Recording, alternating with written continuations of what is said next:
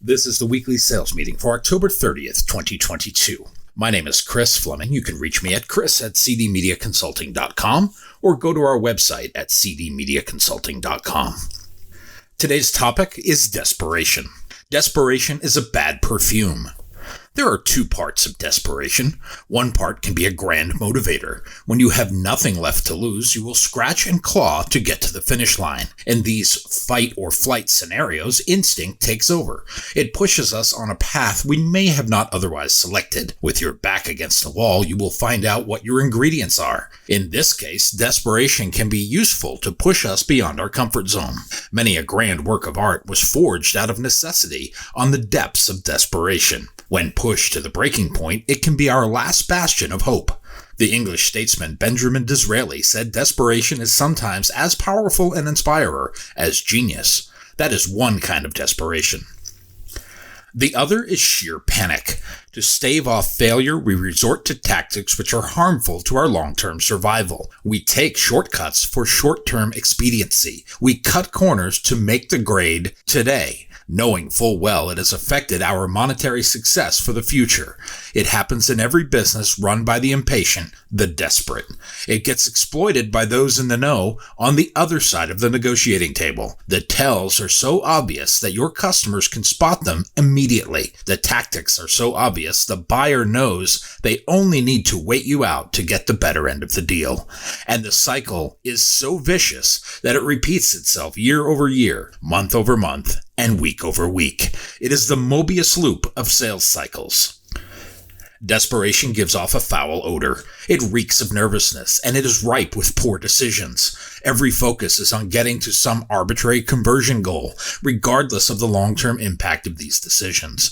We tell lies to ourselves about only taking the shortcut once, and then tell it again and again until this too becomes the habit of doing what is expedient rather than what is right. The English writer Anthony Burgess gave us a clockwork orange. He wrote, "We all need money, but there are degrees of desperation. Check the health of your sales organization. Are you taking bad business? All with the justification that you wouldn't do it had you met certain benchmarks each month, then doing it again and repeating the same mantra? Or are you walking away from these acts of desperation, knowing that your new backbone gives you the confidence to approach the next deal with equal enthusiasm?"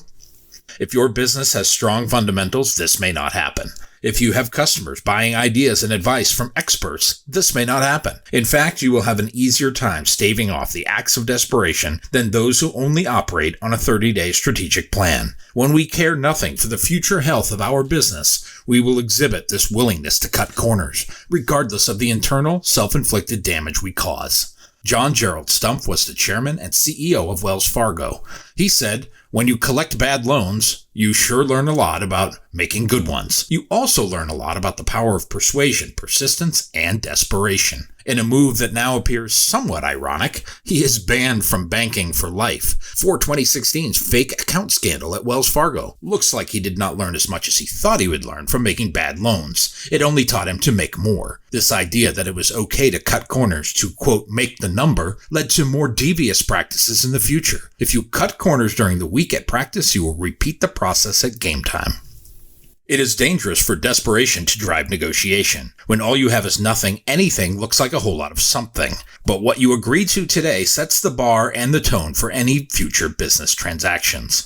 In the media world, advertising sales rates have not changed much in 30 years, and much of this is caused by acts of desperation. Look at consumer pricing, look at the value of the US dollar, and look at any other pricing comparison. You will see a significant uptick in pricing in most business sectors. $1 in 1990 would be $2.29 in 2022. That would mean pricing is 2.29 times higher 30 years later. But advertising rates have not kept pace. Sellers and sales teams have continued to accept same, or in some cases lower, advertising rates to keep from striking out. The idea that half of something is better than nothing, thus creating the Mobius loop, this closed cycle of sameness, all fashioned from this idea of desperation. It is a weakness, a lack of intestinal fortitude, and the ability to walk away from bad business. Half of something sets the new bar for value.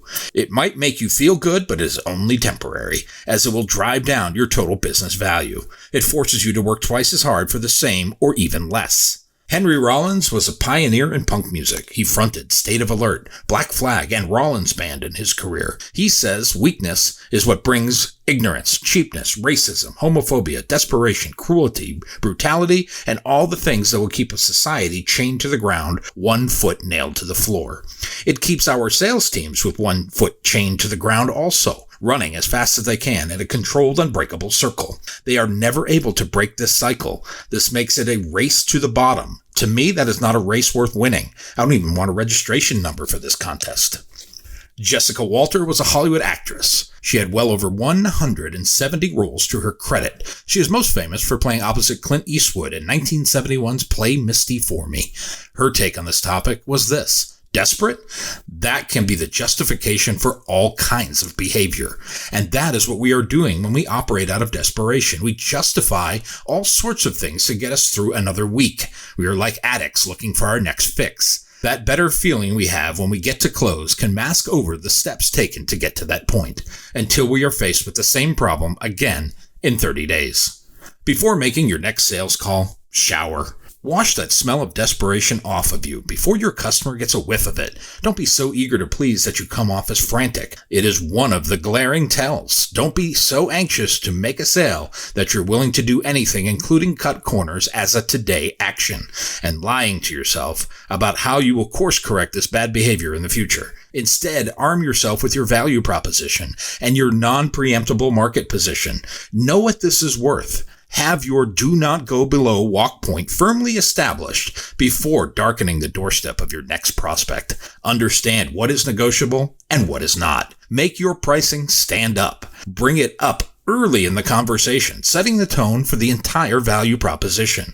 We used to hear the first person to mention money loses. But in our world of direct sales, many times the first price establishes the value. It sets the market pecking order for all products. Best to get that on the table early on so everything in the future is compared to it. Otherwise, most people will take 5% of fact and 95% of rumor, half-truths and innuendo, and make their own version of value. Avoid acts of desperation. Be proud of who you are and what you do. Make that stand for real value in your sales presentations. Shawn Michaels is an American professional wrestler. He says if you are desperate enough for attention, any attention will make you feel better. And that is often how we act on any sales call, especially if we have had several in a row that didn't go well. If someone winks at us or feigns the slightest interest, we offer the moon. And it's so quick, so we can get to closed rather than do the right thing for the customer, our business, and for ourselves.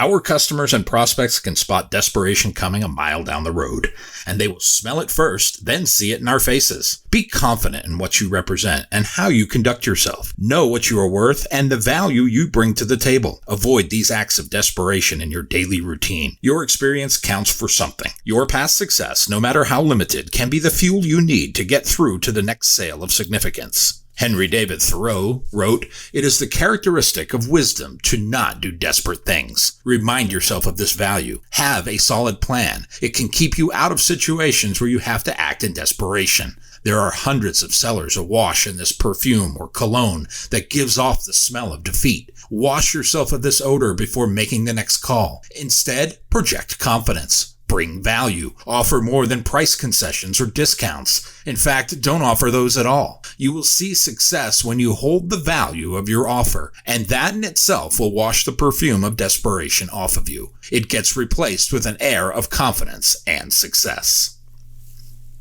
I have released a new book on leadership called You Can't Lead from the Back of the Room. It is available on Amazon.com, and it's also released as an audiobook for download on Audible. If you've liked what you've heard here today, please consider downloading one or two. Send one to a friend. You can go to cdmediaconsulting.com and follow the instructions to order.